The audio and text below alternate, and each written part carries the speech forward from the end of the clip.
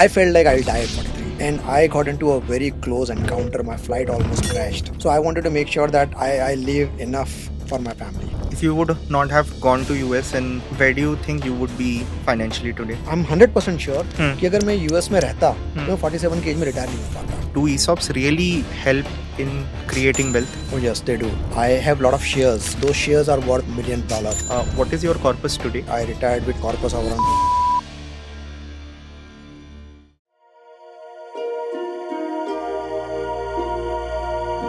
Proudly part of the 01 network by Zerodha.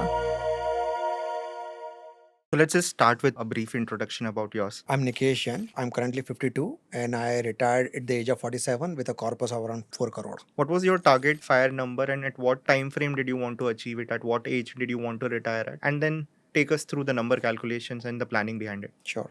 So I sort of decided to retire early at the age of 43, 44, and that decision was taken at around when I was 36. Okay. So I started working with those numbers. I had already worked out my monthly expenses, and with those original fire number or financial independent number was 3 CR. I was curious about the number 43. Like, what made you decide that 43 would be the age at which I want to retire? I felt like I'll die at 43. Something big was supposed to happen at the age of 43. I felt like that and I wanted to call it off. Okay. And I got into a very close encounter. My flight almost crashed at the age of 43. So I don't know. So I wanted to make sure that I leave enough for my family. When I retired in 2020, I retired with around 4 crore plus, right? Okay. So that's how I was just building that corpus, that if I go, they have enough.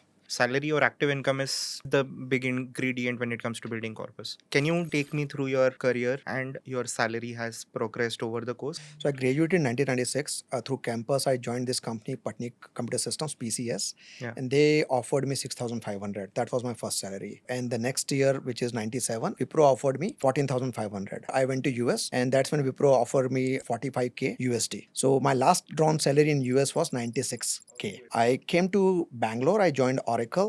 This was 2004. Oracle had offered me 12 lakhs per annum. In 2006, I joined America Online, and I think my salary was around 22 lakhs. 2010, I joined Yahoo. It should be around 40 lakhs, and moved to Pune for the startup by name Icertis. This was year 2015, and I think my salary was around 65 lakhs and ESOPs. And when I moved to Aptus in 2017, the salary should be around 1.2 or something like that. And 2020, I quit corporate world, and my last round salary should be around 15 lakhs per month. That's what I remember. When you decided to retire, how did you deal with the emotion of not receiving the salary from next month? Interesting question. So see, although I was prepared mentally that I have enough corpus, but not getting salary was definitely scary. I had that anxiety for a few months, to be very honest. But when I lived 2-3 months on my corpus without disturbing it, then I started getting that comfort level. Back conscious always had this: if something goes wrong, I can always go back and get a job. So because of my skills, I'll just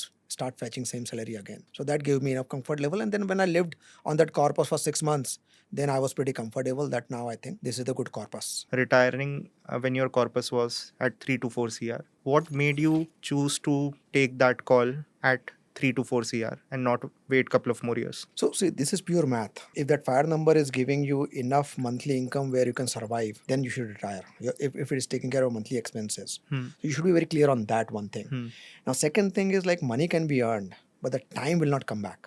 So, in my case, basically, I wanted to do something more meaningful. So, I know a lot of people who are still sort of working. They want to achieve that 7-8 crore. And I keep telling them that you don't need that number. You can retire today. And they're struggling in the sense they are going to work, frustration and all that. Now, in that time, they are losing the prime time. Beyond 60, it's difficult to sort of work, right, with the same motivation. So, this time will not come back. So you take a call and then do something meaningful which will give you more satisfaction. So in that, everybody has to do that number. In my case, it was 4 CR. Could you tell us how this is split across different assets or different investments? And what is the thinking behind the allocation which you have done? 100% of my corpus is in fixed income. 2/3 is in debt mutual fund, and 1/3 is in FDs still. Just before I was retiring, a lot of money was going towards mutual funds, which were all facing the market, right? So when I decided to retire 6 months before that, we moved everything to debt. And then some money I got lump sum in my last job, and that went into FDs because I wanted to make sure that I have some liquidity, and Okay. then I'm running out of those FDs. You've not allocated any of your corpus, any bit of your corpus right now towards equity. I'm not. What's the rationale for that? I'm retired financially, so I don't want to take a risk. If market comes down, I can't take any risk with that money. So debt and FDs are the safest. Apart from this, I have a lot of shares and equity exposure I'm gaining through my shares I'm sitting on, and those shares are worth $1 million plus, Okay. right? So I'm not counting on that money. That's In a terms of your cushion. financial planning. Exactly. Okay. So I have that money sitting there. If it materializes, it will give me that kind of return.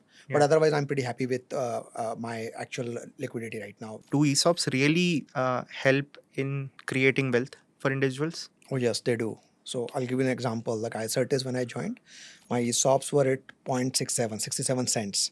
And I was able to sell some of the shares at $10. That gave me a lot of money. You can imagine what kind of wealth it can create. Within a couple of years of staying in US, you decided that I'll come back to India. So what made you decide that? So one primary reason for me to relocate were my parents. I would say 70% was the parent. I wanted to stay close to them. I wanted to take care of them. I had that goal that I will live there for some time. I'll make some money and come back. Now that lifestyle never attracted me. One thing. We knew the reality. My spouse also wanted to come back. So problem was not there that one of us wanted to stay back. How much were you able to save in US? Did it change in any way when you moved back to India? So yes, definitely saving potential increased in US. Okay. And I was able to build some corpus. When I returned back, I came back with around 50 lakhs. How did you invest that money? So see, I lived in US for around 6.5, 7 years, right? So my average savings in US was $2,000 per month. And when I came back, I had around 120K USD, which is equivalent of 50 lakhs in India. The first thing I did when I returned back to India in Bangalore, within 30 days, I invested majority of that money in buying a house. Okay. So it was around 40 lakhs. I put that in a house and some loan, and then rest I wanted to buy a car and all that. So the primarily that 50 lakh went into Real estate and buying some essentials like car and all that. So after that I was back to zero. If you would not have gone to US in 96, 97, where do you think you would be financially today? I'm 100% sure कि अगर मैं US में रहता तो मैं 47 की as में retire नहीं हो पाता. If I had not gone to US, I would have continued in India. 14,000 salary Wipro. When I came back after 7 years, it was 1 lakh. Now in India, I'm pretty sure I would have, with my caliber, I would have increased my salary to around that number. So from salary point of view, it would not have made a lot of difference. Okay. But the savings which I did in US, that 120K, I don't know how much of that amount I would have saved with Indian salary. So I think that's the only difference. And after that, it was just India. In the initial year, the saving potential was less. And then slowly when my salary increased, then that potential increased. So if I compare with US, definitely the saving potential went down initially. But after that, I caught up. What do your monthly expenses look like post achieving FIRE? How do you keep a track of them? It's around 1 lakh plus minus some. And I maintain a spreadsheet. And in the spreadsheet, basically, I have all my assets and liabilities, the liquid ones. I'm not talking about ESOP and everything. From 2020, I'm just taking a snapshot of my net asset minus liability. So that amount basically tells me where am I every month, because monthly I would be spending money. Yeah. So at the end of the day, 31st or 30th of every month, I take a snapshot. And that snapshot basically I maintain for almost now 60 months. So if I do a graph, it will be more or less same. So you've been managing your finances with the corpus over the past 5 years. What has been your key learning from these 5 years? So right now the focus is just making sure that I'm getting decent returns, which will just pay off my monthly expenses. So I would say it's much easier now. Could you tell us how much passive income would you be generating today monthly? And could you give us a split of the sources of the passive income? So I get around 50,000 rupees from my rental from those two houses. Those are the two things, and then little bit of FD money which comes. Okay. And what would the total passive income be monthly? I would say roughly 70-75. Okay, and that's enough for you to comfortably manage your current life expenses. How your perspective about money was very early on in your childhood to now when you have sort of done pretty well for yourself. Can we see how the perspective have shifted over these many years? I think money was important that time. It is important today also.